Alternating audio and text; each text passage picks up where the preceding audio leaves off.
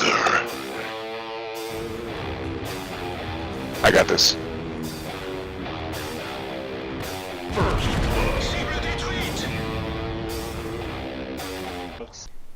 Hey folks, this is ioEther and we're back with some more World of Tanks. So as you can see, this is Deadly Smurf in the T28 prototype, and this is a tier 8 game on Wintersburg.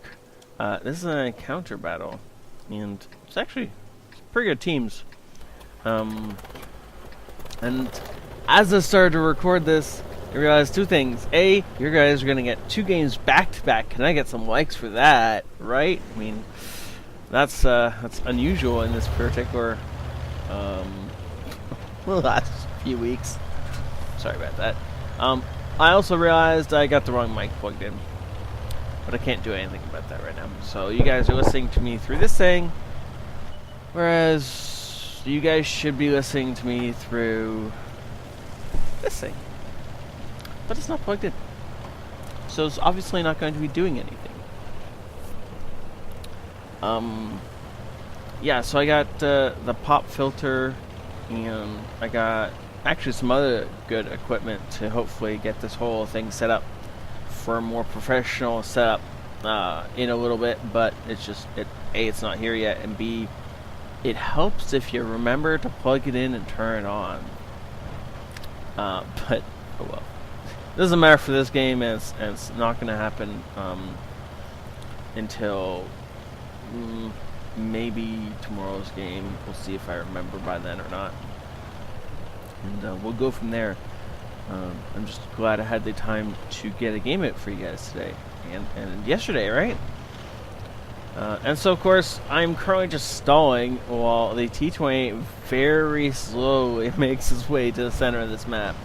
It looks like Deadly's going to push along this route, which is exactly the right place for him to be. The rest of his team is spread out, and he's got a low in the middle for...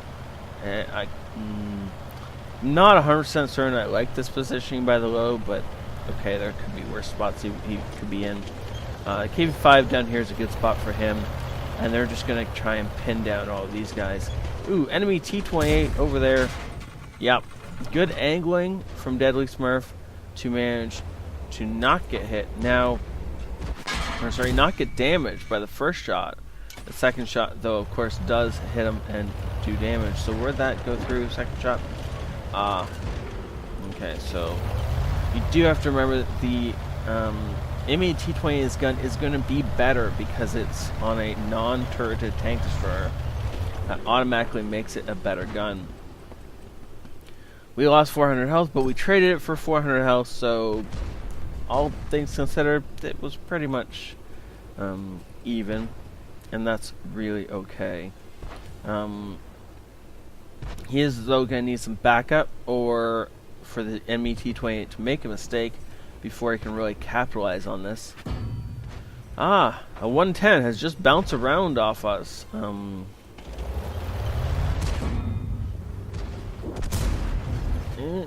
So now we have a problem, but we have some backup. So it looks like the enemies are shooting at our backup, the SU 100 M1, and I don't think that shot went in.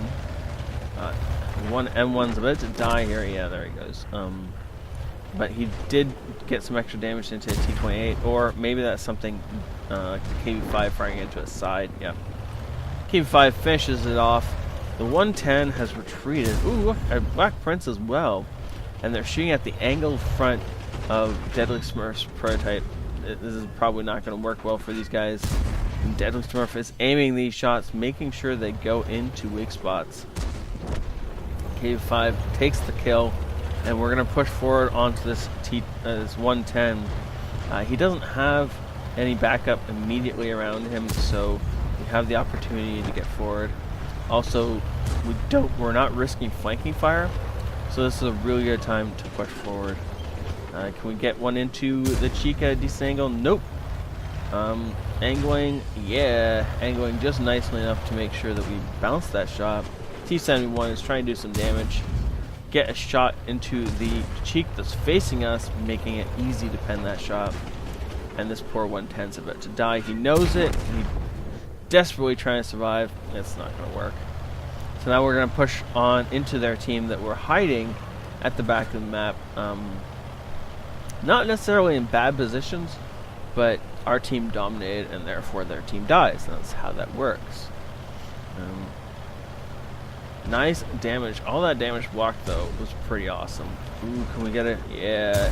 AMX runs out without looking and gets dead before he can do anything about it.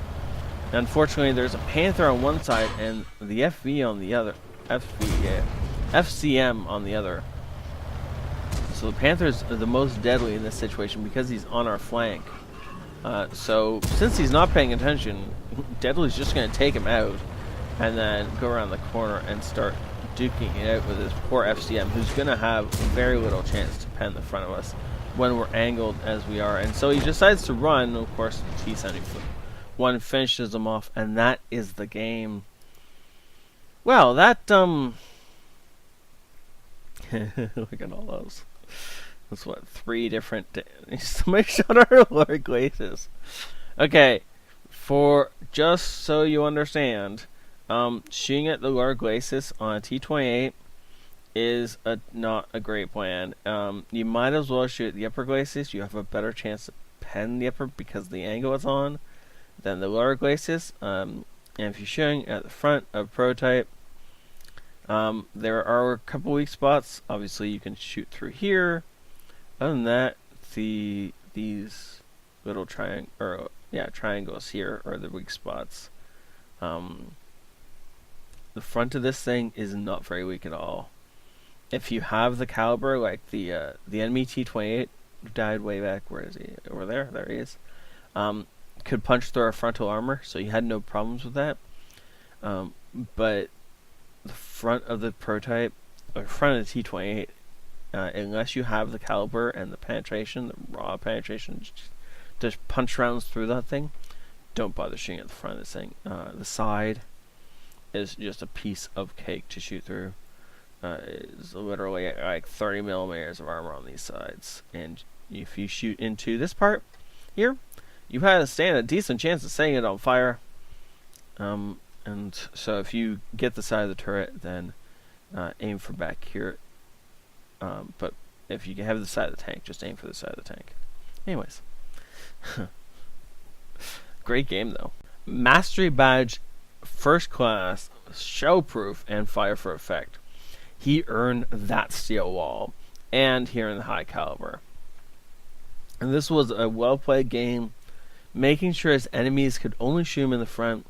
Deadly Smurf more or less walked through most of the enemy fire.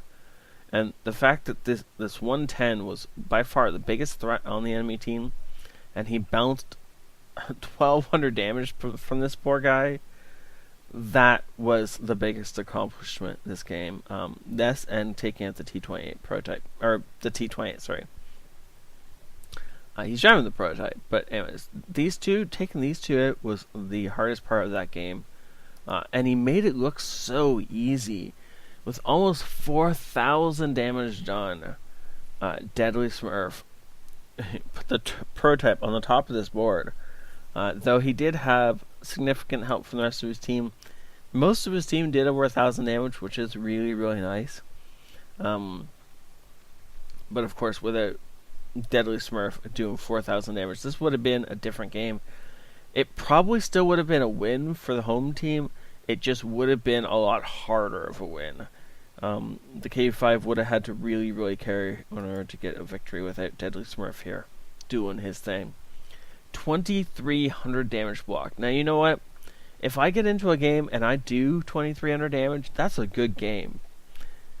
But when you can block that much damage and shrug it off as if it didn't really matter that it hit you, and then continue in such a short amount of time to do so much damage, that was a brilliant game. Thank you so much, Deadly. And by the way, for anyone looking to play a slow tank destroyer on the Winterberg or the Erlenberg maps, that is exactly how you play this thing. He went to exactly the right place, and he pushed at exactly the right time. That was well played, more for his map awareness than anything else. His map awareness allowed him to get all this damage. So the fact that he knew what he was doing and then he reacted in the right way meant that all this was possible. If he'd been out in the field, he would have had a horrible game, and he would not have done a whole lot because he would have been chasing the fight all the time, rather than have the enemies come and present themselves to him so he could kill them. Thank you so much, Deadly, for showing us how it's done.